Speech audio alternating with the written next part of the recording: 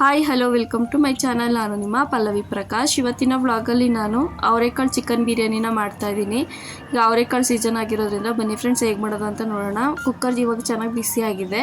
ಇದಕ್ಕೆ ನಾನು ಎಣ್ಣೆ ಕೂಡ ಹಾಕ್ಕೊತಾ ಇದ್ದೀನಿ. ಎಣ್ಣೆ ಸ್ವಲ್ಪ ಬಿಸಿ ಆದಮೇಲೆ ಏಲಕ್ಕಿ, ಚಕ್ಕೆ, ಲವಂಗ, ಹಾಗೆ ಸೋಂಕಾಳು, ಪಲಾವ್ ಎಲೆ, ಮರಾಠಿ ಮಗ್ಗು, ಅನಾನಸ್ ಹೂವು ಇಷ್ಟನ್ನು ಕೂಡ ಹಾಕ್ಕೊಂಡು ಇದನ್ನು ಸ್ವಲ್ಪ ಲೋ ಫ್ಲೇಮಲ್ಲಿಟ್ಟು ಫ್ರೈ ಮಾಡ್ಕೊಂಡಾದ್ಮೇಲೆ ಈರುಳ್ಳಿ ಮತ್ತು ಹಸಿಮೆಣ್ಸಿಕಾಯನ್ನು ಹಾಕ್ಕೊಂಡು ಇದನ್ನು ಚೆನ್ನಾಗಿ ಸ್ವಲ್ಪ ಗೋಲ್ಡನ್ ಕಲರ್ ಬರೋವರೆಗೂ ಫ್ರೈ ಮಾಡ್ಕೋಬೇಕು.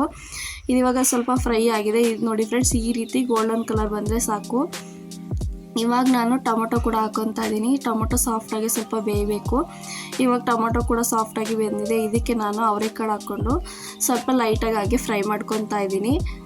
ಅವರೆಕಾಳು ಚೆನ್ನಾಗಿ ಸ್ವಲ್ಪ ಫ್ರೈ ಆದಮೇಲೆ ಇದಕ್ಕೆ ನಾನು ಅರ್ಧ kg ಚಿಕನ್ ಹಾಕ್ತಾಯಿದ್ದೀನಿ. ಇದನ್ನು ಹಾಕಿ ನೀಟಾಗಿ ಮಿಕ್ಸ್ ಮಾಡಿ ಚೆನ್ನಾಗಿ ಸ್ವಲ್ಪ ಫ್ರೈ ಆಗಬೇಕು. ಹಾಗೆ ಇದು ಫ್ರೈ ಆಗ್ತಾ ಇರ್ಬೇಕಾದ್ರೆ ಸ್ವಲ್ಪ ರುಚಿನೂ ಕೂಡ ಹಾಕೋಬೇಕು, ಯಾಕೆಂದರೆ ಚೆನ್ನಾಗಿ ಉಪ್ಪಿಡ್ದು ಬೇಯುತ್ತೆ. ಇವಾಗ ನಾನು ಸ್ವಲ್ಪ ಪುದೀನ ಸೊಪ್ಪು ಮತ್ತು ಕೊತ್ತಂಬರಿ ಸೊಪ್ಪನ್ನು ಕೂಡ ಹಾಕ್ಕೊಂಡು ಫ್ರೈ ಮಾಡ್ಕೊತಾ ಇದ್ದೀನಿ. ಇವಾಗ ನಾನು ಅಚ್ಕಾರದ ಪುಡಿ, ಅರಿಶಿನದ ಪುಡಿ, ಹಾಗೆ ಗರಂ ಮಸಾಲ ಪುಡಿ ಹಾಕಿ ನೀಟಾಗಿ ಮಿಕ್ಸ್ ಮಾಡಿ ಫ್ರೈ ಮಾಡ್ಕೊತಾ ಇದ್ದೀನಿ. ಇದು ಸ್ವಲ್ಪ ಚೆನ್ನಾಗಿ ಫ್ರೈ ಆದಮೇಲೆ ಇದಕ್ಕೆ ನಾನು ಶುಂಠಿ ಬೆಳ್ಳುಳ್ಳಿ ಪೇಸ್ಟ್ ಹಾಕ್ಕೊಂಡು ಇದನ್ನು ಸ್ವಲ್ಪ ಚೆನ್ನಾಗಿ ಮಿಕ್ಸ್ ಮಾಡಿ ಫ್ರೈ ಮಾಡ್ಕೊತಾ ಇದ್ದೀನಿ. ಆದಷ್ಟು ನಾವು ಫ್ರೈ ಮಾಡಿದಷ್ಟು ಒಳ್ಳೆಯದು.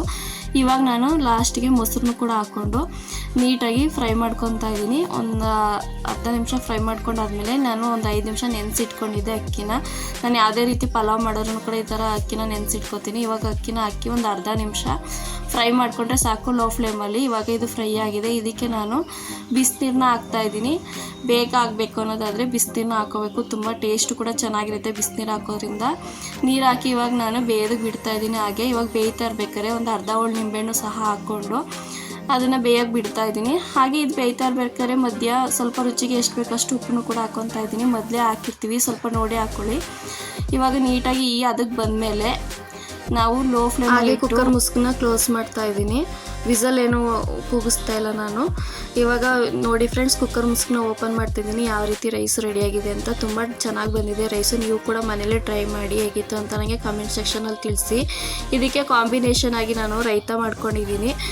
ಹಾಗೆ ಬಿರಿಯಾನಿ ಮಾಡಬೇಕಾದ್ರೆ ಬಿರಿಯಾನಿ ಪೌಡ್ರ್ ಹಾಕಬೇಕು ಅಂತ ಏನಿಲ್ಲ. ಗರಂ ಮಸಾಲ ಪೌಡ್ರ್ ಹೊಂದಿದ್ರೆ ಸಾಕು.